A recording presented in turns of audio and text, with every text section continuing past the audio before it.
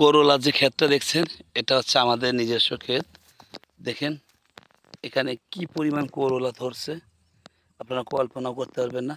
এবং এই গাছগুলো অনেক দিন থাকবে কারণ এখানে দেখছেন যে ড্রেনগুলান, এই ড্রেন দিয়ে পানিগুলো, হ্যাঁ বৃষ্টি হলে যত বৃষ্টি হোক খুব তাড়াতাড়ি পানিগুলো চলে যায়, নেমে যায় নিচেই। আর এই যে পলিথিনগুলো দেখছেন এটাকে বলে মালচিং পদ্ধতিতে সবজি চাষ। তো এটা এমনিতেও নেট আছে, এই দেখেন এই পাশে যে নেট দিয়া, এই যে নেট দিয়া, এটা নেট দেওয়ার উপরে আবার উপর দিয়ে আবার নেট দিছে। এই যে এই নেটগুলো কালকে এনে দেওয়া হয়েছে।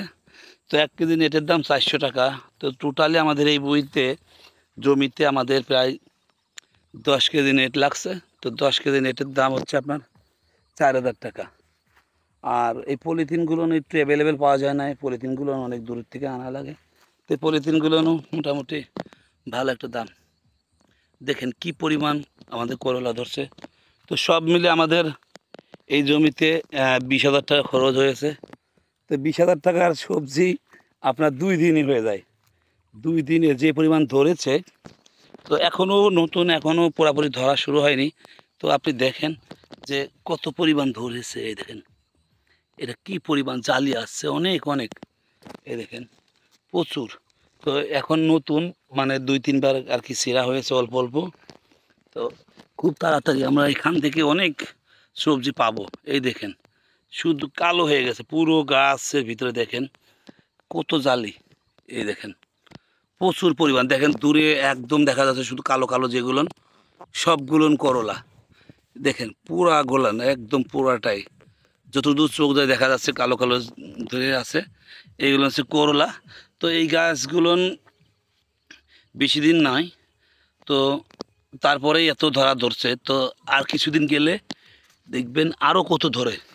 এই যে এমনি এখনও গাছগুলো পুরোপুরি হয় না, দেখেন প্রত্যেকটা গাছে কি পরিমাণ জালি আসছে। যে তো এটা আসলে ভিডিওটা করছি আমাদের নিজস্ব ক্ষেত, আমার বাবা করে এগুলান।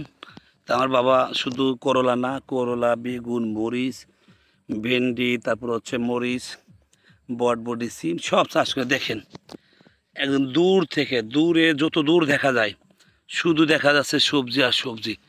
তো আপনারা এই মালচিং পদ্ধতিতে যদি চাষ করেন, যে কোনো চাষ, এই দেখেন কি পরিমাণ জালি আসছে।